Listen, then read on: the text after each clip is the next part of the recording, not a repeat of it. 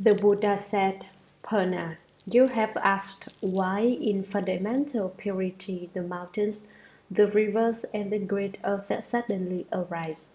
Have you not often heard the thirst come on expound upon the wonderful light of the enlightened nature and the bright wonder of the fundamental enlightenment? Purna said, Yes, world honored one. I have often heard the Buddha expound upon this subject. The Buddha said, You speak of the light of enlightenment. Is it that the natural light is called enlightenment? Or are you saying that enlightenment is initially without light and that then there is a so-called brightening of the enlightenment? Purna said, if the absence of light is called enlightenment, then there is no light whatever. The Buddha said, if there is no bright enlightenment without light added to it, then it is not enlightenment with it, and it is not with light without it. The absence of light is not the still bright nature of enlightenment either. The nature of enlightenment is essentially bright. It is false for you to make it bright enlightenment. Enlightenment is not something that needs to be made bright, for once that is done, an object is established because of this light. Once an object is falsely set up, you as a false subject come into being. In the midst of what is neither the same nor different, difference blazes forth, and what is different from that difference becomes a sameness. Because of the difference, once sameness and difference are created, then due to them what is neither the same nor different is further established. This turmoil eventually brings about weariness. Prolonged weariness produces defilement. The combination of these in a murky turbidity creates affliction with respect to wearisome defilement. Arisal is the world, stillness is emptiness, emptiness is sameness. The world is difference. What is neither sameness nor difference is the actual conditioned dramas. The interaction of bright enlightenment and dark emptiness sets them in a perpetual rotation. Thus, there is a pervasiveness of wind which supports the world. Because emptiness produces movement, hardened light sets up a solidity which is the store of metal. Bright enlightenment makes this hardness. Thus, there is a pervasiveness of metal which secures the lens. Obstinate attachment to unenlightened awareness results in the formation of metals, while the vibration of illusory awareness causes wind to rise up. The wind and metal rub together, thus there is the light of fire which is changeable by nature. The brightness of the metal produces moisture, and from the light of fire steam arises. Thus there is the pervasiveness of water which encompasses realms in the 10 directions. Fire rises and water falls, and the combination sets up a solidity. What is wet becomes the oceans and seas, what is dry becomes the continents and islands. Because of this, fire often rises up in the oceans, and on the continent the streams and rivers ever flow. When the power of water is less than that of fire, high mountains resound.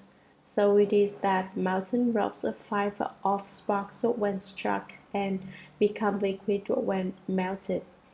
When the power of earth is less than that of water, the outcome is grasses and trees. So it is that groves and meadows turn to ashes when burned, and ooze water when twisted.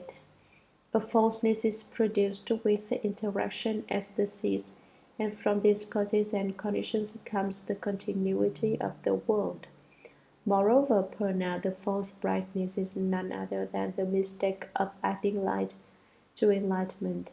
After the falseness of an object is established, the faculty of understanding cannot transcend it. Due to this cause and conditions, hearing does not go beyond sound, and seeing does not surpass form. Forms, smells, tastes, and objects of touch, six falsenesses, six falsenesses are realized. Because of them, there is division into seeing, sensation, hearing, and knowing. Similar karma binds together. Union and separation bring about transformation. One is that a bright spot is generated, and the sight of the bright spot conception comes into being. Differing views produce hatred. Similar views create love. The flow of love becomes a seed, and the conception is drawn into the womb. Intercourse happens with a mutual attraction of similar karma, and so they are the causes and conditions that create the kalala, the abode, and the rest. The womb-born, egg-born, moisture-born, and transformation-born come about in response. The egg-born come from thought. The womb-born are due to emotion. The moisture-born arise from union, and transformations occur through separation. Emotion, thought, union, and separation go through further changes, and from all the karma received, one either rises or sinks. From these causes and conditions comes the continuity of living beings. Prana, thought, and love become bound together so that people love each other and cannot bear to be apart. As a result, the world has been an endless succession of births of parents, children, and grandchildren, and the basis for all of this is desire and greed. Greed and love feed on one another until greed becomes insatiable. As a result, in the world, all the sentient beings born of eggs, worms, moisture, and transformation tend to devour one another for the nourishment of their bodies to the extent that their strength permits. And the basis for all of this is killing and greed. A person is a sheep. The sheep dies and becomes a person. The person dies and becomes a sheep, and it goes on that way through 10 births and more. Through death after death and birth after birth, they come back to eat one another. The evil karma becomes innate and exhausts the bounds of the future, and the basis for all of this is stealing and greed. You owe me a life, I have to repay my debt to you. From these causes and conditions, we pass through hundreds of thousands of ends in a sustained cycle of birth and death. You love my mind, I adore your form. From these causes and conditions, we pass through hundreds of thousands of ends in a sustained mutual entanglement. Killing, stealing, and lust are themselves the basic rules. From these causes and conditions comes the continuity of karmic retribution. Therefore, Purna, the three kinds of upside-down continuity come from the light which is added to enlightenment. With this false enlightening of the knowing nature, subjective awareness gives rise to objective appearances. Both are born of false views, and from this falseness, the mountains, the rivers, and the great earth, and all conditioned appearances unfold themselves in a succession that recurs in endless cycles. Purna said, if this wonderful enlightenment, basic, miraculous enlightened brightness, which is neither greater than nor less than the mind of the first come one, abruptly brings forth the mountains, the rivers, and the great earth, and all conditioned appearances. Then now that the world, the thus come one, has attained the wonderful, empty, bright enlightenment, will the mountains, the rivers, and the great earth, and all conditioned habitual outflows arise again? The Buddha said to Purna, consider, for example, a person who has become confused in a village, mistaking south for north. Is this confusion the result of confusion or of awareness?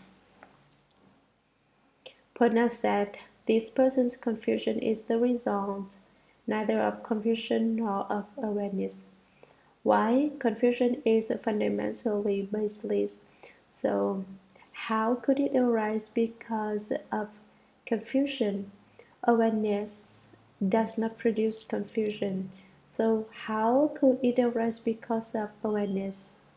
The Buddha said, if a person who is aware points out the way to the person who is in the midst of confusion and makes him aware, then do you suppose, Purna, that once the person is over his confusion, he could lose his sense of direction again in that village?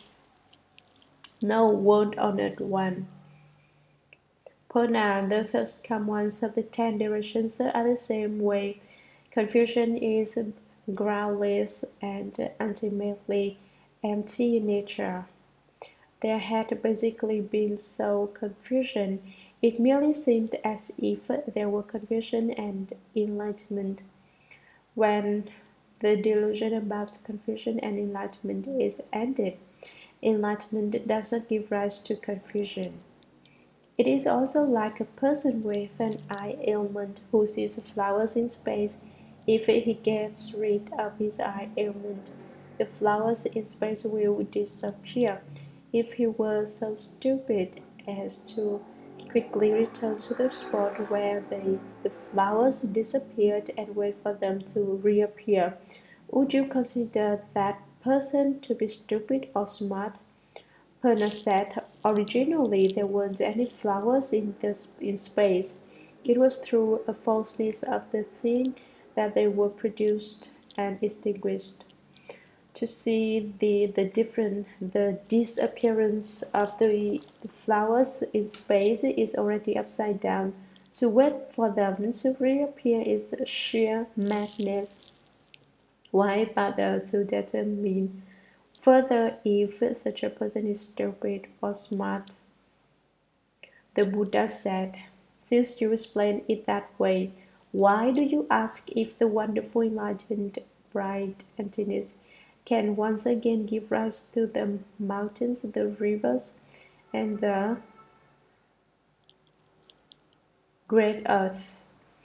The rivers and the great earth. It is like a piece of ore containing gold and a mixture of other metals. Once the pure gold is extracted, it will not become an ore again. It is like wood that has been burned to ashes. It will not become wood again. The Bodhi and Nirvana of all Buddhas, the third come ones, are the same way. Purna, you also asked whether the natures of water and fire would not destroy each other if the natures of earth, water, fire, and wind were all perfectly fused and pervaded by the Dharma realm, and whether subtle emptiness and the great earth would not be incompatible if both pervaded the Dharma realm. For example, Purna, the substance of emptiness is not the myriad things, and yet it does not prevent the inclusion of all appearances within it. Do you know the reason why, Purna? The empty space is bright on a sunny day and dark when the sky is clouded. It moves when the wind rises up. It is fresh when the sky clears. It is turbid and hazy when the weather is full. It is obscure when a dust storm breaks out. It casts a bright reflection of a pool of clear water. What do you think? of these conditions which come into existence at different places. Are they created from these conditions themselves, or do they find their origin in emptiness? If they arise from those conditions, Purna, then on a sunny day, since the sun is bright, all the worlds of the 10 directions should take the form of the sun. Then, how does it happen that on a sunny day one still sees the round sun in the sky? If emptiness is bright and emptiness itself should shine, how does it happen that when there is a covering of clouds and fog, there is no light in evidence? You should know that brightness is not the sun, is not emptiness, and is not other than the emptiness and the sun. The truly wonderful enlightened brightness is the same way. If your karma finds expression in emptiness, then emptiness will appear. If your karma finds expression in one or another of birth and death, fire or wind, that one will appear. If your karma finds expression in them all, they will all appear. How can they all appear?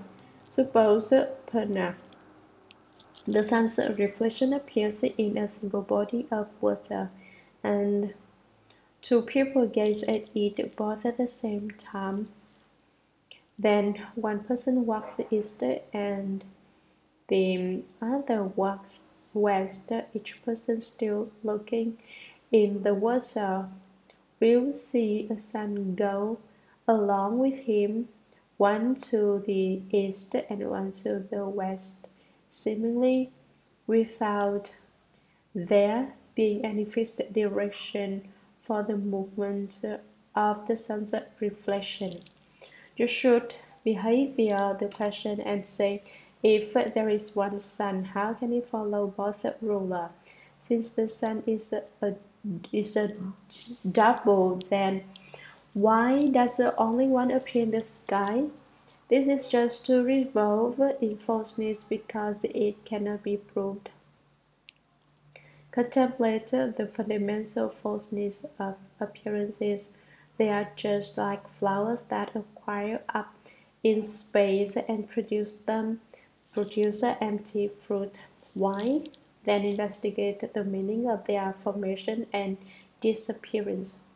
Contemplate the fundamental truth of the nature. It is solely the wonderful enlightened brightness, the wonderful enlightened bright mind. Originally, it is neither water nor fire. Why, then, ask about incompatibility? Purna, you think that form and emptiness overcome and destroy one another in the treasury of the first come one. Thus, the treasury of the first come one accordingly appears to you as a form and emptiness throughout the Dhamma realm. And so within it the wind moves, emptiness is still, the sun is bright, and the clouds are dark. The reason for this lies in the delusion of living beings who have turned their backs on enlightenment and joined with dust. Thus, the wearisome defilements come into being now, and mundane appearances exist. With the wonderful brightness that is not extinguished and not produced, one unite. With the treasury of the first come one is the unique and wonderful enlightened brightness which completely illuminates the Dhamma realm. That is why within it the one is limitless. The limitless is one. In the small appears the great, in the great appears the small. Unmoving in the Bodhimanda, yet pervading the 10 directions, my body contains the 10 directions and endless the emptiness. On the tip of a single hair appear the lands of the jeweled kings, stating a mote of dust. I turn the Great Dharma will destroy the defilements and unite with enlightenment. So, through suchness, the wonderful enlightened bright nature comes into being.